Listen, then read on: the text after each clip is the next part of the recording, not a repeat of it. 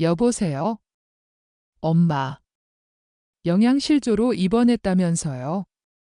식사는 제대로 안 챙겨 드셨어요. 용돈도 보내드리고 있는데, 응, 늘 고맙다.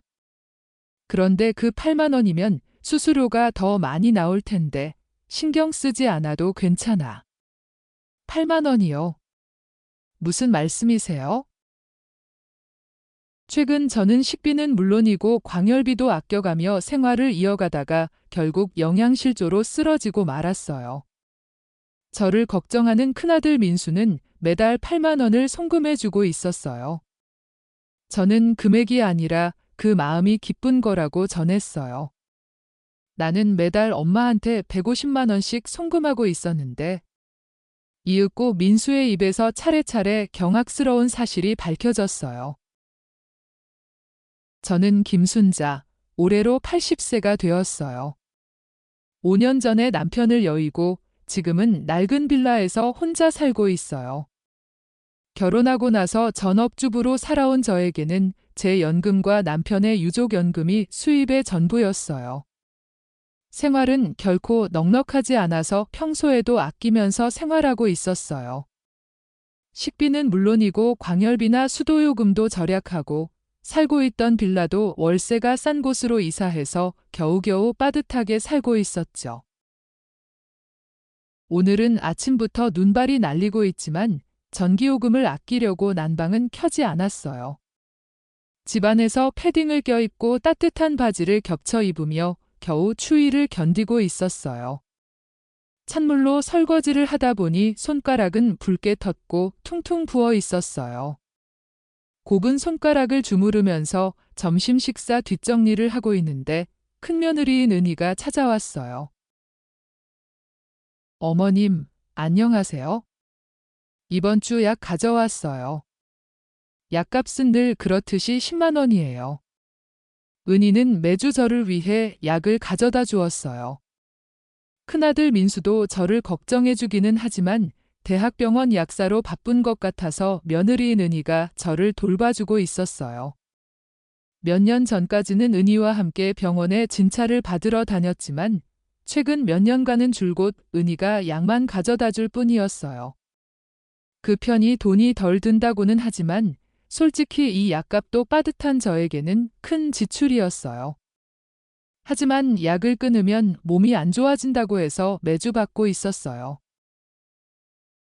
은희는 결혼 초에 민수와 마찬가지로 병원에서 근무하는 약사였어요. 하지만 결혼과 함께 퇴직하고 지금은 근처 드러그스토어에서 아르바이트로 일하고 있어요. 늘 미안하네, 고마워. 그런데 은희야, 저기 서랍장에 넣어둔 과자 상자 못 봤니? 뚜껑에 아이 낙서가 그려져 있는 건데 지난주부터 안 보여서 말이다. 저는 안쪽에 있는 서랍장을 가리켰어요. 지난주에 은희에게 서랍장 근처를 정리해 달라고 부탁했었는데 그 이후로 상자가 보이지 않는 거예요. 상자 안에는 오랫동안 조금씩 모은 비상금을 넣어 두었거든요. 과자 상자요. 몰라요. 그런 거 어디다 두시고 잊어버리신 거 아니에요? 남 탓하지 마시겠어요. 은희는 의심받은 것이 충격이었는지 약값을 받자마자 불만스러운 얼굴로 서둘러 돌아갔어요. 그런 말을 들으니 어쩔 수 없었죠. 저는 약을 선반에 넣고 지팡이를 짚고 우체국으로 향했어요. 오늘은 월말이에요. 5년 전 남편을 잃은 후로 저는 연금 외의 수입이 없어졌어요. 그런 저를 걱정한 민수가 매달 용돈을 보내주고 있었어요. ATM에서 나온 통장에는 언제나처럼 입금 8원이라는 글자가 찍혀 있었어요. 용돈이라고 하기에는 너무 적은 금액이라 오히려 수수료가 더 많이 나올 것 같았지만 이런 건 마음이 중요한 거니까요. 생활에 큰 보탬은 되지 않았지만 고맙게 생각하고 있었어요. 우체국을 나온 뒤 저는 단골 야채 가게로 향했어요. 매주 가다 보니 60대에도 여전히 정정하신 최 사장님과는 완전히 안면을 튼 사이가 되었어요. 폐점 전 이 시간에 가게에 가면 팔다 남거나 상처 난 야채를 아주 싸게 나눠주시거든요. 저는 그걸 노리고 늘 저녁 무렵에 가게를 찾았어요. 오늘은 흠집이 난 순무와 무, 그리고 시들기 시작한 시금치를 샀어요. 최 사장님에게 인사를 하고 집으로 돌아와 바로 순무와 무를 직접 만든 쌀겨 장아찌에 담갔어요. 취미와 절약을 겸해 몇 년째 계속해온 비법 쌀겨 장아찌는 제가 만들었지만 풍미도 식감도 최고였어요. 저는 시금치 무침과 장아찌라는 소박하지만 맛있는 저녁밥을 먹었어요. 여기 최근 계속 몸이 좋지 않았어요. 일어설 때면 심하게 어지럽고 조금만 움직여도 심장이 두근거리거나 숨이 찼어요. 손톱도 손가락 끝도 엉망진창이었죠. 식비를 줄여서 영양 섭취를 제대로 못하니 몸이 약해진 걸지도 몰라요. 전에도 몸이 안 좋을 때는 있었지만 나이 탓이겠거니 하고 별로 신경 쓰지 않았어요. 하지만 요즘은 참기 힘들 정도로 몸 마디마디가 쑤시고 현기증도 너무 심했어요. 저는 병원에 데려다 줄 수 없겠냐고 은희에게 전화를 걸어봤어요. 네. 병원이요. 현기증이요. 그 정도로요? 나도 이제 나이가 있으니 어쩔 수 없는 건지도 모르겠지만 좀 걱정이 돼서 말이다. 병원에 안 간 지도 몇 년이나 됐고 오랜만에 한번 데려다 줄 수 없을까? 그래도 저도 바쁘다고 할까? 시간이 없거든요. 민수 씨도 계속 바쁘게 일하고 있고요. 죄송하지만 다음에 가시면 안 될까요? 그렇게 급한 것도 아니잖아요.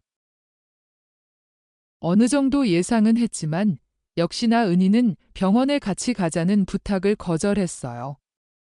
가장 가까운 병원도 저희 집에서는 꽤 멀리 떨어져 있었어요. 돈이 없는 저는 진료비는커녕 교통비조차 제대로 낼 수 없었어요. 그리고 어머님, 민수 씨한테는 절대로 연락하지 마세요. 지금 일 때문에 중요한 시기거든요. 무슨 일 있으면 저한테 연락 주세요. 은희는 그렇게 신신당부를 하고는 전화를 끊었어요.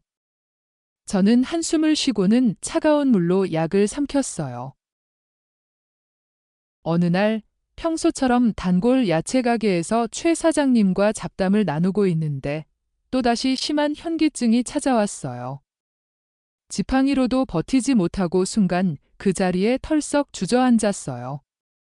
최 사장님이 황급히 다가와 괜찮냐며 얼굴을 들여다보셨어요.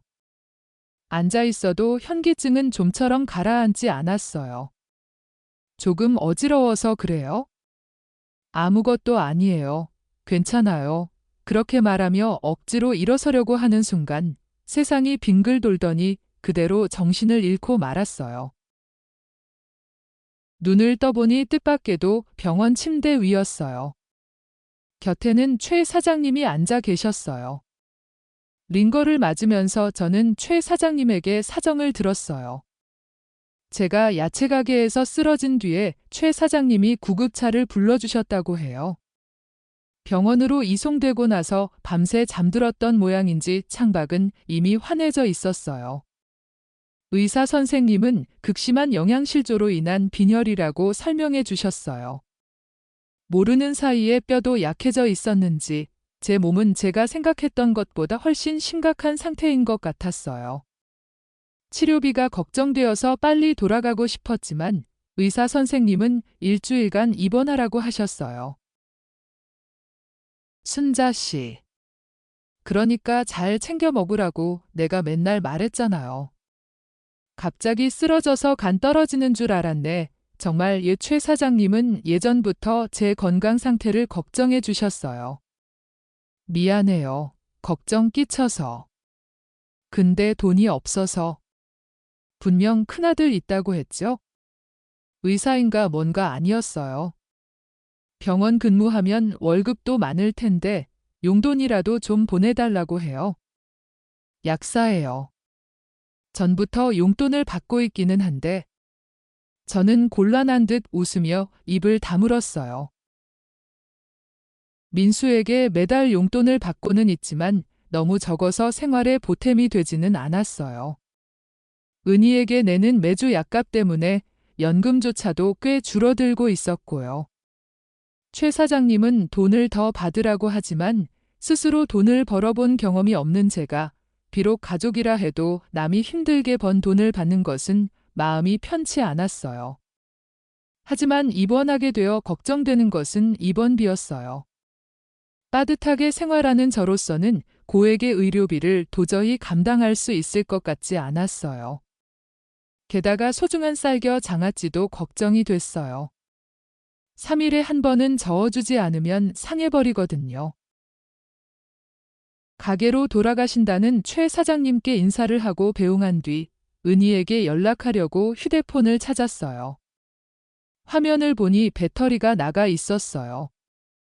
은희의 번호는 기억나지 않지만 민수의 전화번호는 집 전화번호와 비슷하게 만들어서 외우고 있었어요.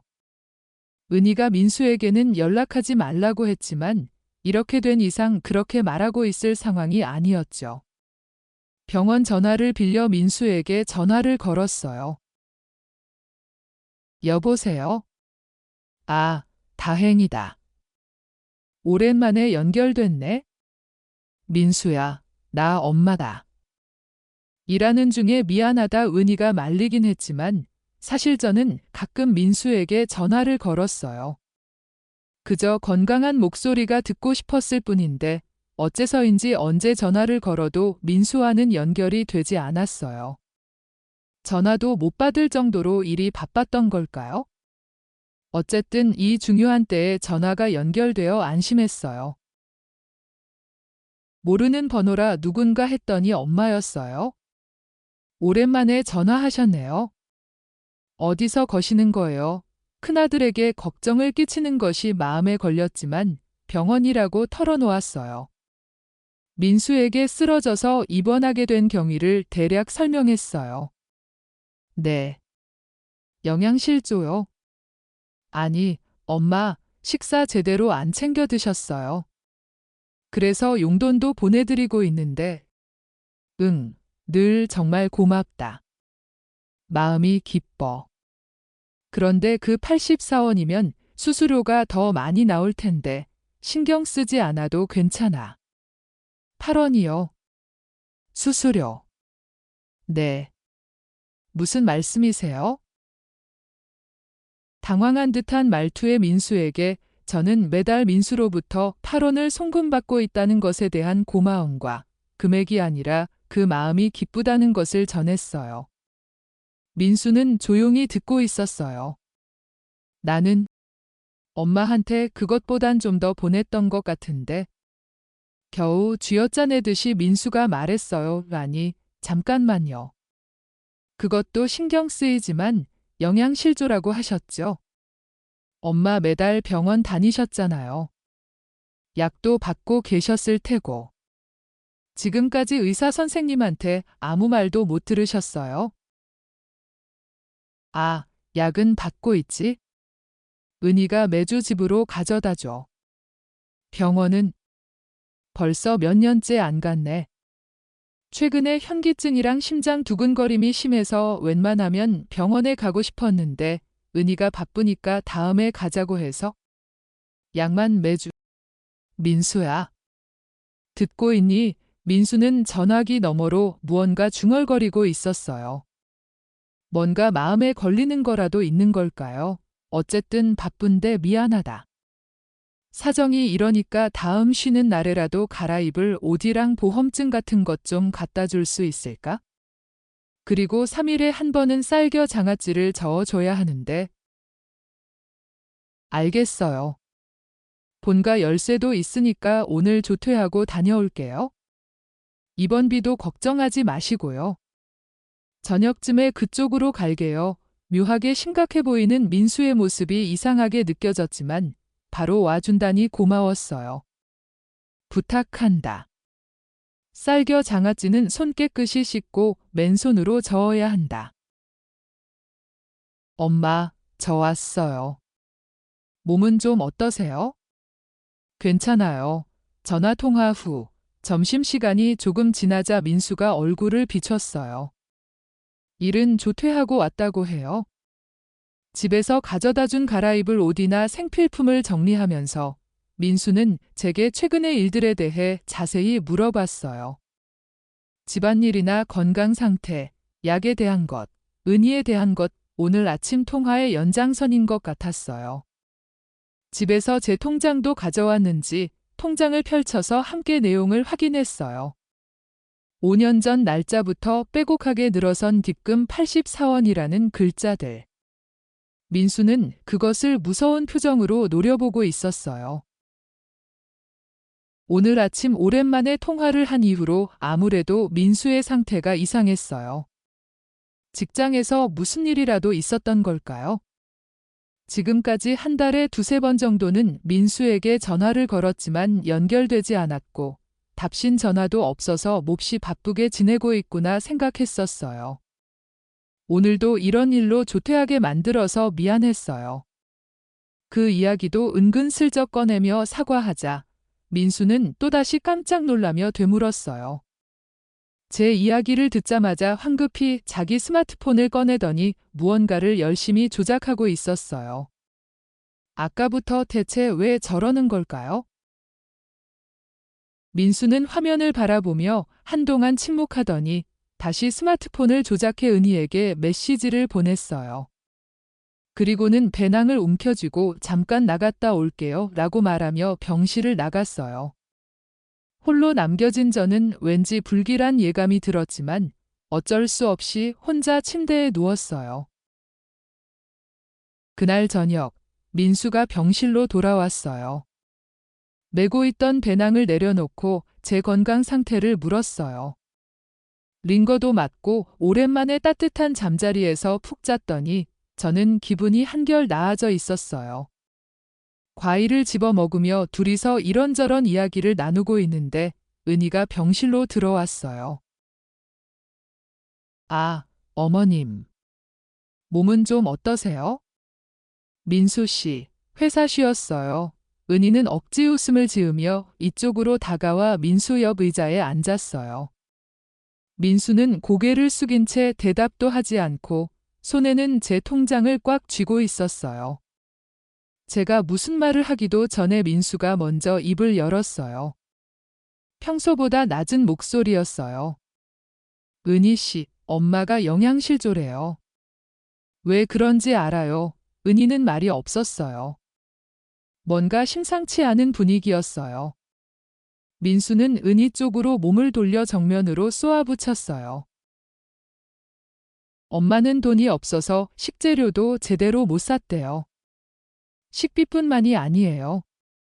전기고 가스고 다 아껴가면서 몇 년이나 빠듯하게 생활하셨던 거예요. 오늘 엄마 집에 갔더니 한겨울인데도 난방기구 하나 없었어요.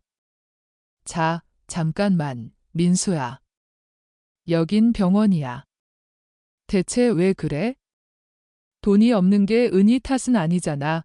저는 동상으로 검붓게 부어오른 왼손을 감추며 소리치는 큰아들을 달랬어요. 하지만 민수는 아랑곳하지 않고 분노에 찬 목소리로 계속 말했어요.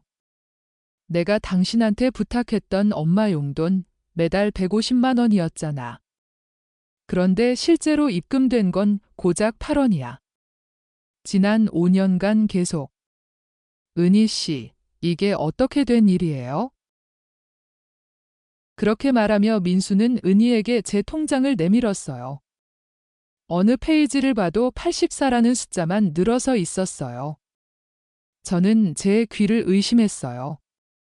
150만 원이라니 단 한 번도 입금된 기억이 없었어요. 민수가 보내는 용돈은 매달 8원이 전부였어요. 분노에 찬 민수가 다그치자 은희는 통장에서 시선을 피한 채 입을 다물고 있었어요. 그뿐만이 아니야. 나는 매주 엄마 병원비랑 약값하라고 당신한테 20만 원씩 줬잖아. 남는 돈으로 엄마한테 필요한 생필품이나 식재료 사고 있다고 말했었지. 그런데 엄마 방에는 시든 야채밖에 없었어. 냉장고 안도 텅 비어 있었고. 시끄럽네. 약은 제대로 챙겨줬잖아요. 무슨 약 말이야? 의사 처방전도 없이 당신이 마음대로 처방한 약. 엄마 집에 있던 건 그냥 비타민제였어. 당신이 일하는 드러그스토어에서 적당한 비타민제 사다가 그럴듯한 봉투에 옮겨 담아서 건넨 거겠지? 대체 무슨 짓을 한 거야? 어쩔 수 없었잖아. 돈이 필요했단 말이야. 격분하는 민수에게 은희가 소리치며 맞받아쳤어요. 1인실이라고는 하지만 여긴 병원이에요.